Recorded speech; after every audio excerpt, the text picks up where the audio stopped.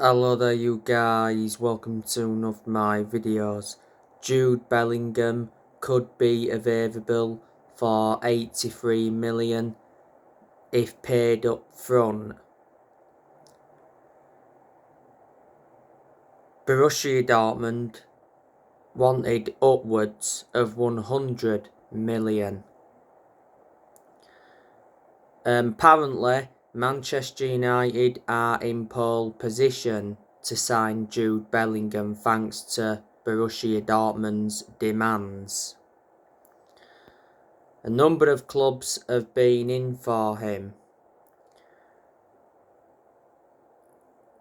Jude Bellingham has been at Borussia Dortmund since 2020. Borussia Dortmund got him from Birmingham City for an initial fee of 25 million.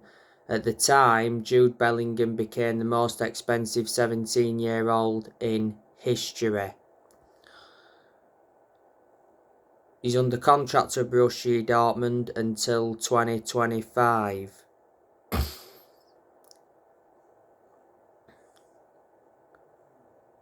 Let me put into the equation that Borussia Dortmund have lost, good players.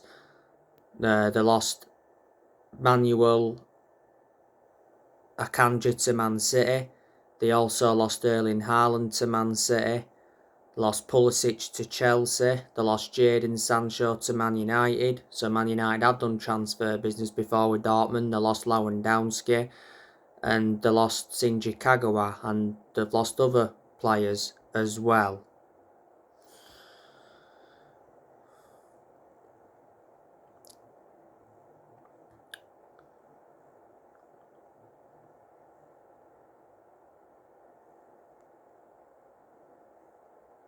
Not so long ago, I gave you the news regarding Jordan Pickford. Man United target Jordan Pickford to replace David De Gea. David De Gea could leave on a free at the end of the season. Jordan Pickford is obviously Everton's #1 goalkeeper. And he's England's #1. He's been England's #1 for a good amount of time. He's not out of this world, Jordan Pickford, but I think he's a pretty decent goalkeeper. He's been at Everton since 2017. Everton did get him from Sunderland. They paid 30 million. He's got 2 years left on his Everton contract. Before, Jordan Pickford's had loan spells with Preston, Carlisle, Bradford, Burton, Darlington and Alfred Town.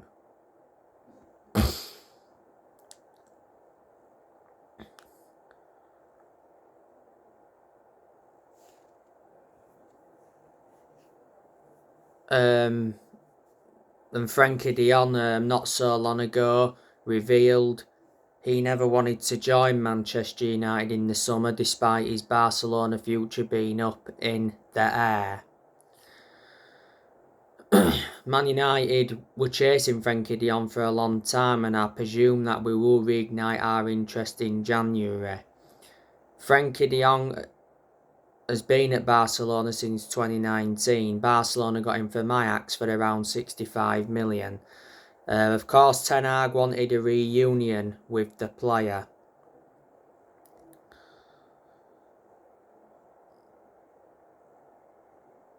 Erik Ten Hag has already revealed his transfer plans for January.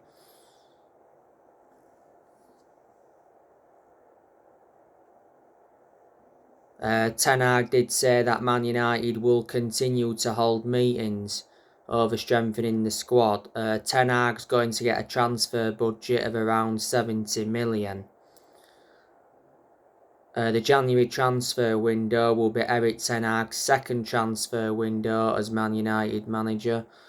He's enjoyed one transfer window so far, and so far Erik Ten Hag's made 6 signings as Man United manager.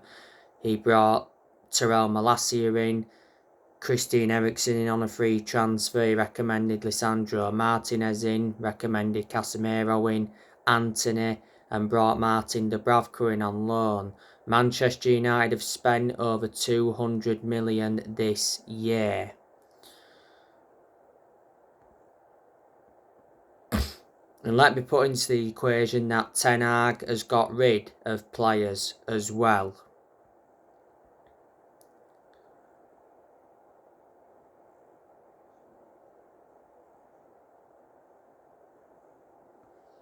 But despite that, he's still inheriting players from other managerial eras.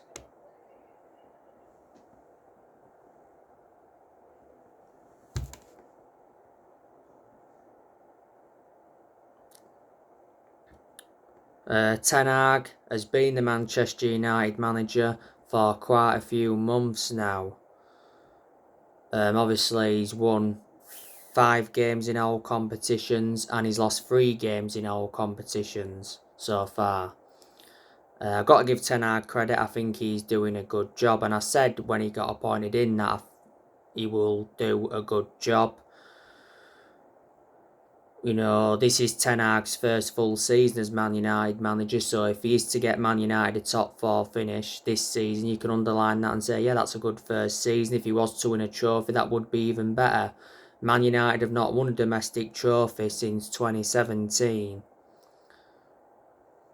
But I said, when Ten Hag got appointed in, he was aware that he's got big expectations to exceed as Man United manager. You know, revert back to when Ten Hag was at Ajax, he did very well, because when he was at Ajax, he won Eredivisie titles, he won Dutch Cups. And revert back to 2019, he got Ajax to the Champions League semi-finals and he developed the young players well.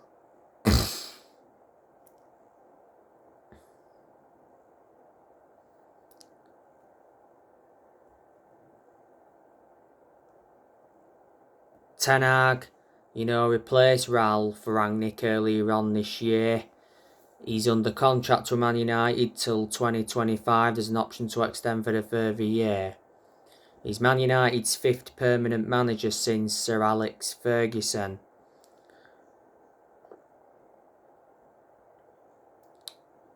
Don't forget, Ten Hag was the one that recommended Mitchell van der Gag and Steve McLaren in. They've been working alongside Ten Hag. Also at Manchester United, we've got Benny McCarthy. We've got John Murtaugh, he's our Director of Football. Richard Arnold, he's our CEO. He replaced Woodward when Woodward resigned. We've obviously still got the Glazers at Manchester United. We've got to get the Glazers out of the club because they've been a massive problem for a long time. And obviously a lot of United fans have been protesting against the Glazers for a long time now. Earlier on this year, it said the Glazer family were open to selling a minority stake in Man United. Not so long ago, Manchester United confirmed that they'd paid out 33.6 million in dividends, mostly to the Glazer family, in the financial year up to June the 30th, 2022. So it went up like 20 million more than the previous year. The Glazers have owned Manchester United since 2005, so they've owned the club now for a good 17 years.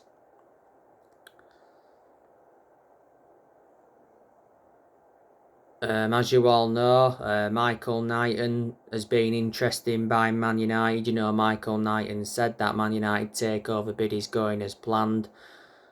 Michael Knighton said last month that the Glazers will be gone by next year. Revert back to 1989. Michael Knighton tried to buy Man United, but he bought it a £20 million bid. Knighton is well known for his involvement with Carlisle and Man United. For a while now, Sir Jim Ratcliffe has been interested in buying Manchester United. It said Sir Jim Ratcliffe was interested in a £4 billion offer to take Man United from the Glazers. Sir Jim Ratcliffe wants to recommend Luis Campos if he is appointed in at Man United. Luis Campos is the PSG director. Sir Jim Ratcliffe is a billionaire worth around 15 billion. He's one of Britain's richest men. And revert back to earlier on this year, Elon Musk joked about buying the club. Prior to that, I said Elon Musk was planning to buy the club. So there you go. And earlier on this year, we saw Sir Alex Ferguson come back to Man United in an advisory role.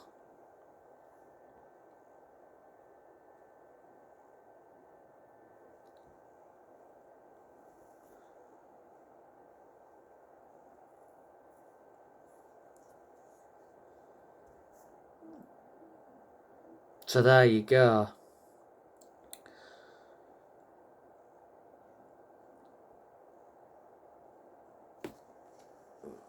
We have seen 5 managers leave Manchester United since Ferguson. Obviously, we saw Moyes go, Louis van Gaal, Jose Mourinho, Ole Gunnar Solskjaer, and earlier on this year, Ralph Rangnick left.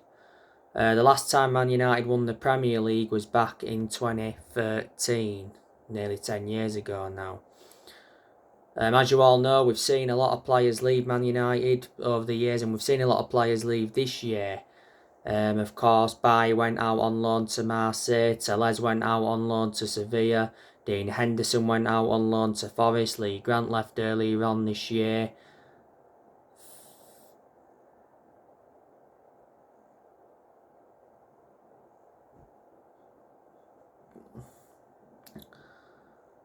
Matic left, Pogba left, Lingard left, Mata left, Cavani left, Amad Diallo Traore went out on loan, Ethan Laird went out on loan, Hannibal Mejbri went out on loan.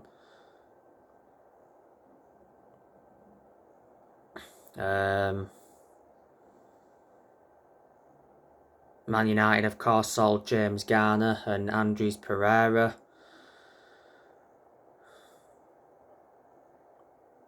So there you go, and we saw quite a few young players leave. And like I've said, more players will be leaving Manchester United next year. I can assure Maguire will be leaving next year because he's no longer first choice now, obviously following the arrival of Lisandro Martinez.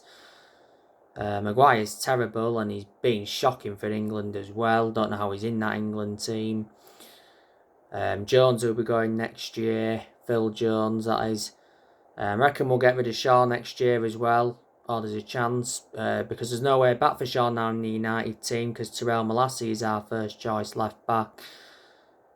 Like I said, De Gea could be leaving now on a free at the end of the season. So we'll need a goalkeeper to replace him. We've got Dubravka, but he's just a backup, isn't he? Well, there's a backup at the moment to number 1 David De Gea. And Wan-Bissaka, I've got to say, he'll leave next year. No way back for him in the team because Diego Dalot's our first choice right back. He's been impressive this season. Dalot played in every game. I think Lindelof will leave next year. Tuanzebe will leave next year. I think we'll get rid of Eric Bailly permanently. Fred will leave next year as well. He's lost his place in the team following the arrivals of Casemiro and Christian Eriksen. Martial, I reckon we'll sell him next year as well. Martial's had a few injuries this season, hasn't he? But revert back to pre-season, he did very well. Last season, Martial was out on loan with Sevilla. Ronaldo, I think there's a good chance he'll be leaving in January. Don't forget, Eric Ten Hag could get 100 million to spend if Ronaldo leaves in January. Man United stars expect Ronaldo to push for a January exit. Ronaldo's contract at the club expires next year. There's an option to extend for a further year. Man United re-signed Ronaldo last year from Juventus, so he has been his second spell at Man United. By the way, like I updated you, Ronaldo recently suffered an horrific injury. It was a facial injury. He got the injury in Portugal's 4-0 win over Czech Republic.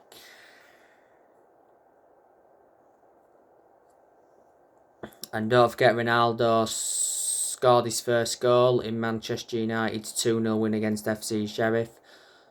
It was his 699th career goal.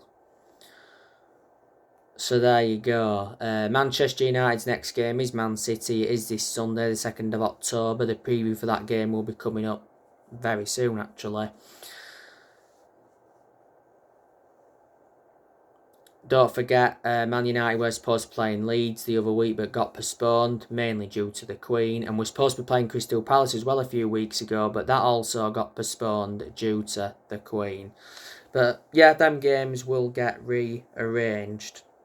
So now guys, that's everything to update you with. Drop your comments, likes below on the channel if you do consider subscribe as always, and take care, God bless. See you all again very soon.